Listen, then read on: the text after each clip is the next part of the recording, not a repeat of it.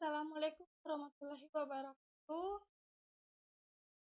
Ya, kita dalam keadaan sehat walafiat supaya dapat mengikuti pelajaran hari ini dengan baik. Nah, pada hari ini kita akan belajar mengenai peluang. Sebenarnya peluang ini sudah sekian. Dalam kehidupan sehari-hari, pasti kalian pernah bermain permainan yang menggunakan dadu, seperti monopoli, ludo, dan pernah nggak sih berpikir kalau ternyata munculnya angka pada dadu bisa diprediksi? Prediksi ini dalam matematika disebut sebagai peluang matematika. Jadi, di sini kita akan belajar mengenai peluang, seperti istilah apa saja yang ada di dalam peluang. Pada materi peluang ini, kita akan belajar mengenai pengertian peluang matematika dan istilah peluang dalam matematika yang meliputi percobaan, peluang sampel, titik sampel, dan kejadian. Peluang kejadian, peluang komplement dari kejadian, dan potensi harapan. Nah, pada pengertian peluang matematika, materi pertama yaitu peluang atau probabilitas adalah sebuah kesempatan dalam matematika. Peluang diartikan sebagai kemungkinan yang mungkin terjadi atau muncul dari sebuah peristiwa. Misalkan, kalian ingin mengetahui seberapa besar peluang munculnya angka 5 pada pelemparan satu buah dadu. Munculnya peluang kejadian tertentu dari suatu peristiwa dalam matematika diukur menggunakan tingkatan angka. Biasanya, kemunculan sebuah peluang berada di rentang nilai 0 sampai 1. PK lebih besar sama dengan 0, lebih kecil sama dengan 1. Maka ini adalah peluang kejadian. Nah, keduanya adalah istilah dalam peluang matematika. Pertama, percobaan. Istilah pertama yang bakalan sering muncul ini adalah percobaan. Dalam peluang, percobaan menunjukkan fenomena peluang yang sedang terjadi. Misalkan percobaan melempar 2 buah dadu atau melempar 1 keping mata uang koin, yaitu kepala dan ekor. Dalam peluang, fenomena yang terjadi disebut sebagai percobaan, misalkan memenuhi 2 sifat dasar.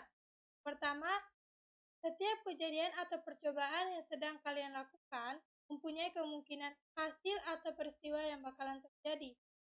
Kedua, hasil dari setiap percobaan atau perlakuan yang kalian lakukan memiliki hasil yang sulit dilakukan. Pada contoh percobaan di atas, yaitu melempar 2 buah dadu, maka kemungkinan hasil yang keluar adalah perpaduan 36 dan pasang dadu. Sedangkan pada pelemparan 1 keping mata uang koin akan menghasilkan kemungkinan antara kepala atau ekor yang akan muncul. Nah, istilah yang kedua yang bakalan sering muncul yaitu ruang sampel, titik sampel, dan kejadian. Kumpulan dari beberapa titik sampel mungkin terjadi dalam peluang disebut sebagai ruang sampel, karena ruang sampel biasanya mengandung jumlah atau banyaknya titik sampel. Biasanya disimbolkan dengan NS.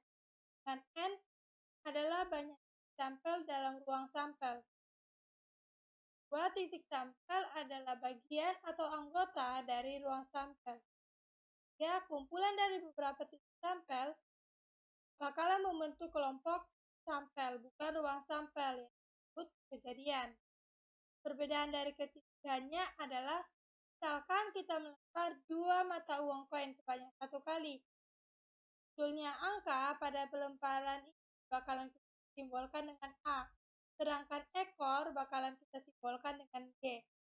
Kejadian yang terjadi pada pelemparan koin adalah AA atau angka-angka, AG atau angka ekor, GA atau ekor angka, dan GG ekor-ekor. Setiap kejadian munculnya pasangan-pasangan ini disebut titik sampel. Jumlah titik sampel yang terjadi pada percobaan pelemparan 2 koin adalah ruang sampel. Dalam penulisannya, ruang sampel pada percobaan pelemparan 2 mata uang koin adalah NS sama dengan 4.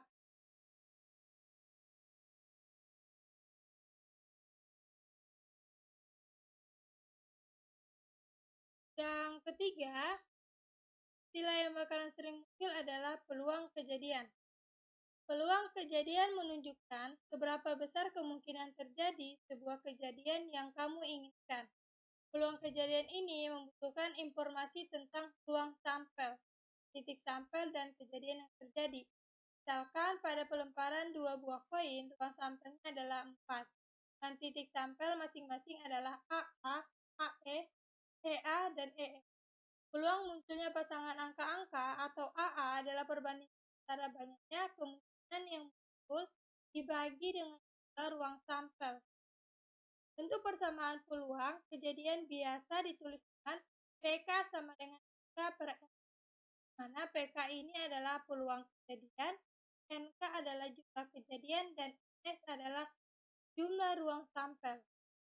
Pada contoh pelemparan dua koin tersebut, jumlah titik sampel AA adalah 1 dan jumlah ruang sampel adalah 4. Maka peluang kejadian munculnya pasangan angka-angka adalah 1/4 atau 0,25. Istilah selanjutnya yang bakalan sering kalian dengar adalah peluang komplemen dari suatu kejadian. Kalau ngomongin soal peluang kejadian, pasti bakalan ada kejadian yang akan terjadi atau kejadian yang tidak mungkin terjadi. Dalam peluang matematika, kemungkinan yang tidak mungkin terjadi disebut sebagai peluang komplemen. Biasanya setiap melakukan percobaan, kalian bakalan menemukan peluang komplemen. Peluang komplemen dituliskan seperti PK ditambah PK komplemen, yaitu PK pangkat C adalah sama dengan 1. P komplemen sama dengan 1 dikurang P, di mana PK adalah peluang kejadian, P komplemen adalah peluang kejadian komplemen. Misalkan peluang munculnya pasangan angka-angka pada pelemparan dua mata uang koin adalah 0,5, maka peluang tidak munculnya pasangan angka-angka adalah 0,5. Dan istilah terakhir dalam peluang matematika adalah frekuensi harapan. Seberapa besar atau banyaknya kejadian yang muncul dalam peluang biasanya disebut sebagai frekuensi harapan. Nah, untuk mencari nilai frekuensi biasanya gunakan rumus. Jadi, FHK sama dengan N dikali PK. Nah, FHK adalah peluang frekuensi harapan dari suatu kejadian. Adalah jumlah percobaan, dan PK adalah peluang kejadian. Misalkan kamu melemparkan dua mata uang koin sebanyak 120 kali, maka frekuensi harapan munculnya pasangan AA dalam 120 kali pelemparan adalah perkalian antara jumlah percobaan dengan peluang kejadian. Nah, dalam kejadian munculnya pasangan angka-angka 0,2 adalah 0,2. Nah, jadi di antara 120 kali pelemparan, maka munculnya angka-angka adalah sebanyak kali. Sekian materi dari saya. Untuk lebih memahaminya dan mengukur kemampuan kalian akan mengerjakan latihan-latihan mengenai peluang. Nah, latihan ini akan kita bahas, akan kita periksa pada pertemuan selanjutnya.